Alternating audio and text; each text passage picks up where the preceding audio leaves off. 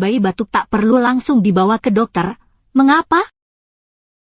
Bayi batuk tidak selalu harus langsung dibawa ke dokter.